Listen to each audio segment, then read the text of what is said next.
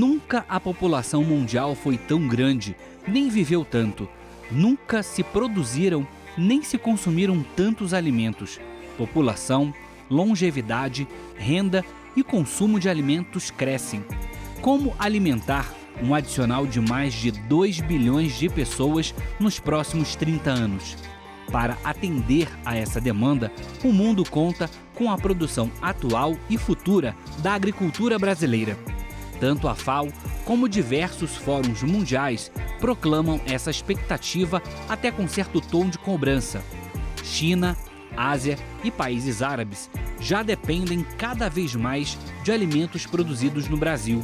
O consumo de proteína animal, seja bovina, de aves ou suína, cresce graças às exportações brasileiras.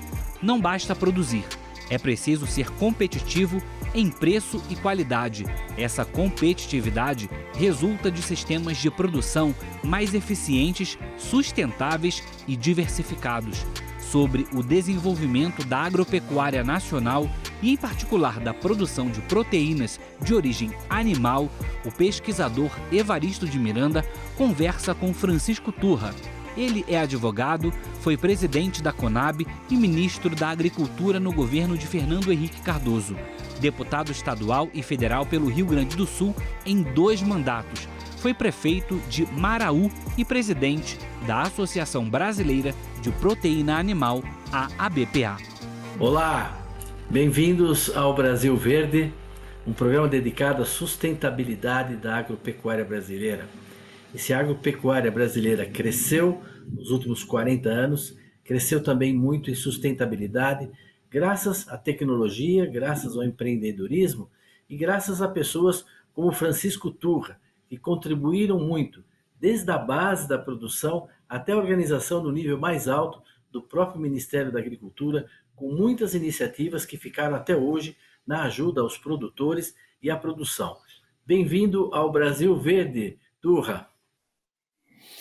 Bem, a alegria é muito grande, Evaristo, ser entrevistado por ti e efetivamente poder contar um pouco do que aconteceu na minha vida e a caminhada toda, que é longa, porque hoje estamos aqui ainda batalhando, não nos entregamos, mas o começo foi naturalmente muito difícil. Eu sou filho de agricultores do interior do município de Marau, pequenos produtores, e vi as agruras de estar na atividade rural e segui 2 caminhos importantes para mim. E acho que foi uma oportunidade também de depois reagir ajudando aos que efetivamente me ajudaram uma vez. O caminho da vida pública, eu comecei concorrendo a vice-prefeito, prefeito, deputado estadual, federal, enfim, cargos políticos que eu tive, inclusive, durante esse período de mandatos. Fui depois convidado pelo presidente Fernando Henrique para assumir a Conab, momento extremamente complicado, desvios, problemas, mas uma empresa muito importante, e tive a bênção de Deus de poder resgatar uma imagem bem diferente, porque conseguimos, Evaristo, ao fim de 2 anos de trabalho, levar a Conab como a empresa mais organizada das empresas públicas do Brasil. Recebi um troféu das mãos do vice-presidente da República. O presidente Fernando Henrique vibrou, exultou, porque era para ele uma vergonha, às vezes, ver alguns órgãos públicos não gerando e, aliás, conspurcando a imagem do próprio governo. Então, isso foi para mim um desafio imenso. E lá eu pude conhecer o Brasil, andar pelo Brasil, sentir o Brasil pulsando. Tanto é que quando saí da Conab, no dia que eu saí, o presidente Fernando Henrique me disse assim: por que você vai sair? Eu vou sair porque eu vou concorrer a deputado federal. Mas efetivamente eu sentia meu dever cumprido e passei momentos de muita angústia, porque havia até ameaças, a gente coibir desvios, desviadores, punir, levar para a justiça. Você sabe como é, não é alguma coisa tão fácil. E ele, no dia que eu saí, me disse: você vai voltar comigo. À noite, eu cheguei no Rio Grande do Sul, recebi uma mensagem do Delfim Neto que me dizia: olha, o Fernando chamou a bancada do partido e disse que a gente tem que abençoar o teu nome e que você será o novo ministro da Agricultura. Surpresa imensa para mim, mas quando eu cheguei e sentei, alguns dias depois, sentei à frente dele para receber essa mensagem, eu disse a ele: presidente, andei pelo Brasil inteiro. Se o senhor apostar no agro brasileiro, o senhor salva o país. Esta é a nossa riqueza. E ele me dizia: olha, eu não tenho essa mesma certeza, só ouço choro, eu próprio sou fazendeiro, eu sou produtor, e vejo que as coisas são difíceis. Não, mas eu estou falando de produtores dedicados e que acreditem na terra, o seu caso é outro. E ele me disse: mas efetivamente, vamos lá, e qual é um plano que você tem? Digo: sair desses 75 milhões de toneladas que o Brasil colhe a cada ano, e isso há anos, 1988 anos, há 1898 anos é essa a quantia, e vamos jogar uma projeção para 100 milhões de toneladas para o final do seu governo, que vem logo em 2 anos. E efetivamente aconteceu, nós passamos do 100, fomos andando. Então, Evaristo, foi uma coisa fantástica, porque eu vi o Brasil que eu senti, seja em fruticultura, qualquer tipo de cultura, pecuária, água, terra, clima, sol. Não era possível a gente ficar pequenado a um quantitativo tão pequeno. A gente teve a sorte, você na Embrapa, eu no Ministério, ao tempo que eu estava, a Embrapa foi tudo para mim. Eu cortei da própria carne para manter viva essa instituição que é sagrada para o agro brasileiro. Eu senti isso. Jamais deixei entrar a política, a politicagem. A Embrapa, ela foi extraordinariamente precisa, ela foi fundamental para que a gente alcançasse números como hoje nós vemos, para que nos tornássemos um país que abastece internamente e a pleno a população e tem excedentes exportáveis já a cada ano maiores. É verdade. Mas, Turra, queria que você dissesse uma palavrinha, porque as pessoas não sabem. Eu também, com a Embrapa, nesses 40 anos, tive projetos de pesquisa em todos os estados do Brasil, várias vezes, etc. Mas uma coisa que é importante para uma categoria de produtores brasileiros é o Pronaf, né? E você teve uma participação nisso. Dá para dizer uma palavrinha sobre isso? Sim. No Ministério, a gente conseguiu implementar alguns programas que são verdadeiros legados. Entre eles, implantação do Pronaf. Pronaf Agroindústria, na época, ajudando as pequenas agroindústrias familiares nos municípios. Pronaf para ajudar os pequenos, para que eles não se sentissem pequenos, mas se sentissem empresários rurais. E é o que a gente vê hoje no setor avícola, suinícola, leite e tudo, há verdadeiros empresários. Às vezes com módulo de terra pequeno, às vezes sem muitas condições, mas são pessoas que hoje conseguiram renda, conseguiram efetivamente ocupar o solo como ele deve ser ocupado.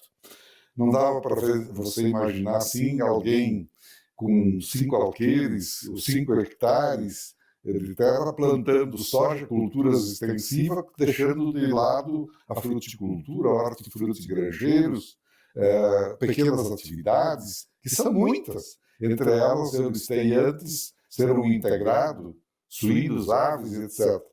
Então, um dos programas que a gente lançou com sucesso absoluto, e ele está hoje prestando um grande serviço para 4 milhões de proprietários no Brasil, pequenos proprietários, o Pronaf. E, Evaristo, isso foi extraordinário. Outro programa que eu quero lembrar aqui, o Moder Frota. No momento, a gente levou ao presidente uma mensagem dizendo o seguinte: presidente, um dos fatores que entrava nosso aumento da produção e até compromete a produtividade, porque é natural, é exatamente maquinárias velhas que perdem e etc. Precisamos oxigenar as indústrias de máquinas e permitir que o o usuário possa ter acesso a crédito suficiente para comprar uma máquina com prazo longo para revitalizar, reorganizar sua estrutura. E, exatamente, hoje o Moder Frota ainda existe, ainda é plano e projeto de todos os planos Safra, e está em todo o Brasil, e inclusive permitiu uma indústria forte que é exportadora das máquinas mais tecnificadas e também, hoje, as máquinas mais apropriadas para as diferentes culturas. Uma coisa boa, implementamos. Outra coisa que a gente fez lá foi já começar aquele momento, a virada, que havia aquela campanha contra a transgenia. Parecia que transgênico efetivamente era a semente da morte, enquanto era para nós a semente da vida. Nisso a Embrapa, juntíssima, lançou a primeira semente geneticamente modificada, exatamente no meu tempo. Chegamos a ser processado porque isso favorecia multinacionais, etc. Mas fomos em frente e está aí hoje a transgenia, que foi a grande mudança, eu considero uma revolução que aconteceu. E, sem dúvida nenhuma, um capítulo que merece assim, que a gente conte foi o seguinte: o Brasil exportador. Mas eu ia lá para fora como ministro e via que nas gôndolas do supermercado, do agronegócio, não havia quase nada. Eu via fruta chilena, vinho argentino, chileno, e via produtos de outros países, inclusive vizinhos e menores, e não encontrava quase produto brasileiro onde andasse. Que supermercado, gôndola do supermercado, era uma das primeiras visitas que eu fazia onde ia. Eu disse, não é possível. Aí nós começamos a trabalhar as embaixadas para dar um sentido mais mercadológico, para vender nossas coisas. E conseguimos, por exemplo, colocar as frutas brasileiras. Quem comprou fruta brasileira nunca mais deixou de consumir pela doçura, pela qualidade. Frutas que são sem igual no mundo. Eu vi um japonês pagando $200 por um melão, o nosso muito mais saboroso. Mas logo a gente viu o melão nas gôndolas do supermercado do Japão. Carne. A gente exportava carne de aves para alguns países, carne suína não. E qual era a razão carne suína e bovina só cozida e enlatada? Era que existia na OIE a marca, a chaga da peste suína africana e da febre aftosa. O que faltava para a gente abrir? Liberar. Como se libera? Quando a gente tem um período de vacância que não aconteceu nenhum caso, tivemos que provar um projeto bonito, nossa equipe trabalhou e conseguimos, por exemplo, na carne bovina, em 1998, fazer o verdadeiro milagre.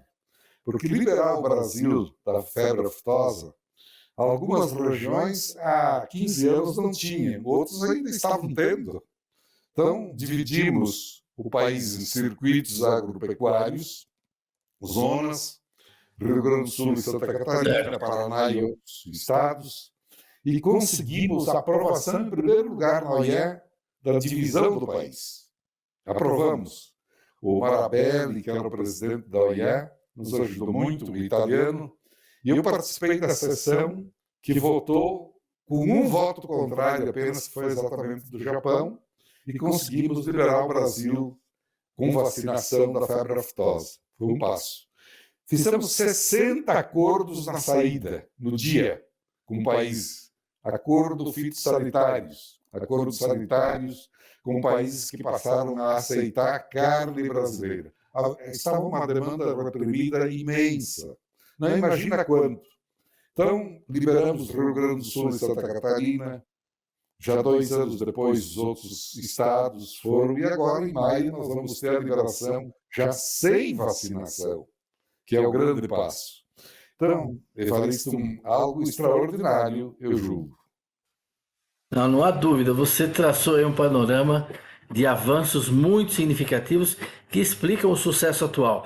Nós vamos fazer um pequeno intervalo, já passamos a metade aqui do programa, e a gente volta já já conversando com Francisco Turra, foi ministro da Agricultura do Brasil e também presidiu a Associação Brasileira da Proteína Animal. Um minutinho e a gente já retorna aqui.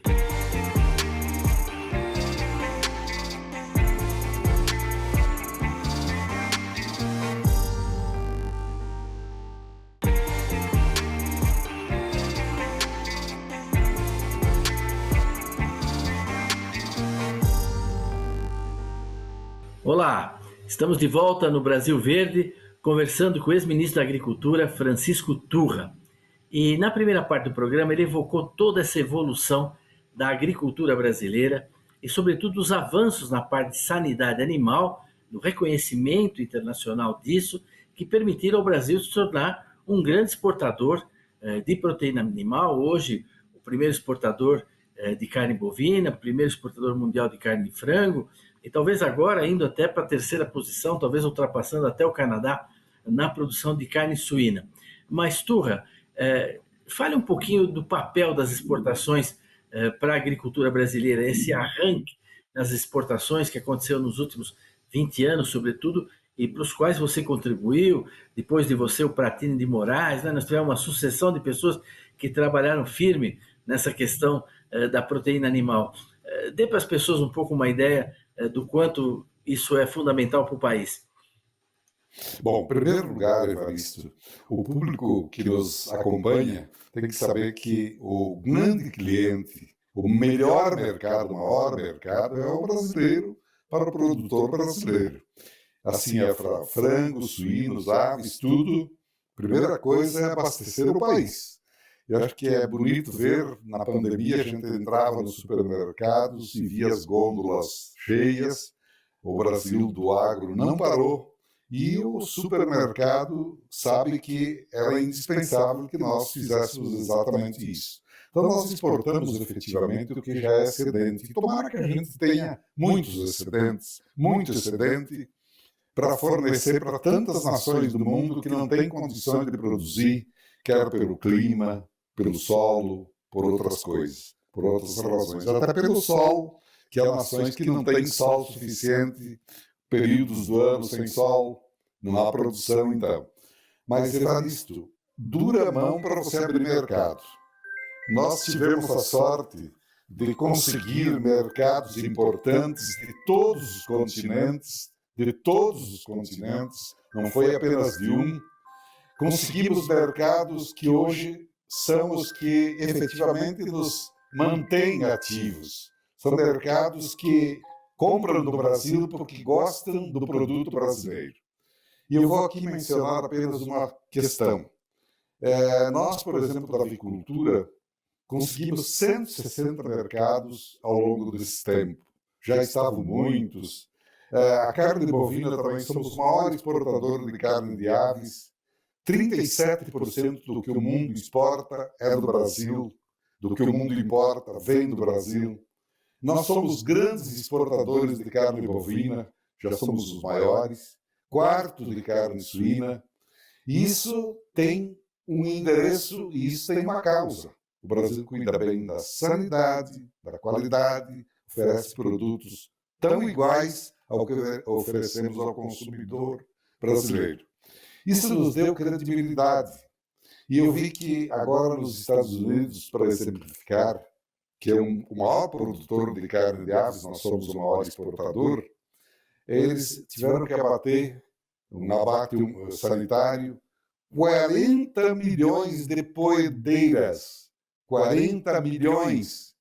Por isso lhes falta ovos e logo mais faltará, quem sabe, pintos, frangos, e depois, quem sabe, o consumidor vem até pagar por isso. Por isso eles estão até importando ovos do Brasil, uma quantidade infinita. Mas o que existe, Evaristo, é, primeiro, a gente tem que ir preparado, o Brasil tem que fazer o dever de casa, seguir à risca os preceitos que a gente tem, os protocolos da OIE, e o Brasil nisso é campeão. Não cansamos de andar. Não era um não que nos davam que nos fazia recuar. A gente ia em frente e por isso a gente avançou. E avançamos, e continuamos. E eu digo para você que me ouve, cada vez mais. Por quê? Não vamos mais parar.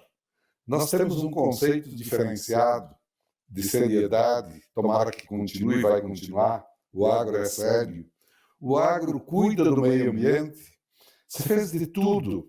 A gente falava assim, olha, barreiras tarifárias, comerciais, barreira mesmo, foi a barreira do ciúme do Brasil, barreiras ambientais que nós não temos. Você é o grande pregador. Você mostrou na Embrapa Territorial o país 66% coberto de mata nativa, de reservas florestais. Você mostrou como cuidamos da água, de tudo. Então, Evaristo, o que faltava para nós era saber vender um pouquinho. Quando a gente aprendeu, as portas se abriram e está aí o Brasil exportador, que é um milagre. Excelente, eu acho que as pessoas precisam saber disso, né? E quando você exporta, você ajuda a baratear o custo aqui, não é? Eu vejo no caso do frango, você pode explicar melhor do que eu, não é? A gente exporta pé de galinha de monte lá para a Ásia, partes que a gente não consome aqui, né? Isso, se nós não exportássemos isso, isso ia ter que entrar aqui, equalizar no preço, quer dizer, nós íamos ter uma dificuldade. Explica um pouco para as pessoas como essa exportação, que é de excedentes, mas ela é sofisticada, né? Ela ajuda a baratear o preço no Brasil. Sem dúvida, aqui no Brasil não havia nenhum hábito de você consumir carnes, asas e garra de frango. E era produto para graxaria. Hoje é produto nobre, é efetivamente uma grife você vender para alguns países asas e garras. E tantas outras coisas que não tinham preço algum, quando exportamos a gente conseguiu preço em dólar, moeda forte. Então essa mistura, ela permite que a gente tenha uma produção adequada, melhor e custo menor para também oferecer melhor ao Brasil. Então, eu quero dizer só uma coisa, se nós hoje não exportássemos carne de frango, certamente nosso plantel não seria um terço do que é, porque não haveria condições, nós seríamos importadores sem dúvida. Suínos, a mesma coisa, bovinos, tenho certeza que também. Então, exportar ajuda a manter um preço melhor no Brasil pela receita que se tem de produtos. E é tão importante ver o que acontece hoje, que já não se perde mais nada. A graxaria, que era alguma coisa que infectava o meio ambiente, hoje ela se transforma, por exemplo, no biodiesel junto com soja. Hoje, com gás metano que se vende, que é exatamente uma das rotas alternativas fantásticas que a gente tem, né, para o transporte urbano, principalmente. Mas, em suma, muitas coisas que antes poluíam, hoje ajudam a despoluir. Muita coisa que o agro oferece que antes pareciam alguma coisa que não tinha um destino normal, hoje elas têm um destino para chegar ao ser humano, para ajudar a vida, para ajudar a melhoria da qualidade de vida.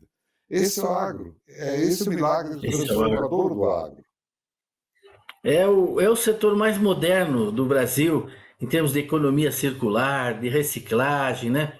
De eficiência, na parte ambiental. Eu sempre cito para as pessoas, falo, olha, o Brasil ele abate por ano, não é? Cerca de 6 bilhões de frango. É muita pena, não é? Antigamente queimava, cheirava mal, hoje tudo isso é reciclado, essa proteína é aproveitada, entra na ração animal, quer dizer, a gente não perde absolutamente nada, não é? É extraordinário toda essa indústria da reciclagem animal, farinha de osso de suíno, farinha de osso de bovino, as vísceras do frango, nada se perde. Como você disse, a parte de sebo de boi, tudo isso que era descartado, não tinha destino hoje, tudo vai para a fabricação de biodiesel, né? E coisas mais sofisticadas também, como o soro, né, bovino, que é exportado para todos os países da Europa para ajudar nos laboratórios, pesquisas com células de vacina, né, soro fetal. Quer dizer, é uma indústria que continua se complexificando e até produzindo coisas mais sofisticadas mesmo, mais industrializadas, etc. Nós estamos aqui, Turra, caminhando já para o final do nosso programa. Então, eu estava querendo te passar a palavra para você fazer suas considerações finais, para alguma mensagem. Depois, gostaria de ter um outro dia, uma outra ocasião, para a gente continuar essa conversa. mas por hoje o nosso tempo está caminhando para o final. Passo a palavra para você, então. Evaristo, em primeiro lugar, muito obrigado pela oportunidade. A minha mensagem é simples e do coração. Em primeiro lugar, para você, produtor, não desanime que esse país é extraordinário. Tem um potencial imenso, não apenas para melhorar a cada dia a alimentação do seu povo, mas também para oferecer na mesa de consumidores de todos os quadrantes o que há de melhor: frutas, legumes, hortigranjeiros, proteína animal. Tudo de muita qualidade e com qualidade. Para você, público urbano, quero dizer que tenha consideração, reconheça o suor, o sofrimento, a luta do produtor no campo, que numa indústria a céu aberto, esperando chuva ou torcendo porque ela cesse, espera a colheita que nem sempre vem, espera o preço que nem sempre é bom, nem compensa. E é exatamente dentro desse clima que o Brasil andou e anda. Nós vamos ver números extraordinários, ascendentes, porque o Brasil é assim. Nós temos que ter coragem e, principalmente, saber que é importante acreditar na pesquisa, no trabalho, na seriedade e, acima de tudo, valorizar as pessoas que efetivamente sabem valorizar o campo. Porque exatamente eu quero dizer, nós precisamos ruralizar as cidades e urbanizar os campos, mentalmente também. Então, grande abraço, Evaristo, grande abraço a todos que nos acompanharam. Lutei, luto, e realmente, se há uma coisa que me deixa feliz na vida, foi de ter assistido esse crescimento extraordinário desses últimos anos do nosso agronegócio brasileiro. Francisco Turra, muito obrigado pela sua participação, pela sua contribuição aqui no Brasil Verde. Espero no futuro ter mais uma ocasião de conversarmos juntos. Queria agradecer muito a sua participação, agradecer também a todos que nos acompanharam aqui em mais esse programa e convidá-los a estarem conosco a semana que vem para mais um Brasil Verde. Até lá!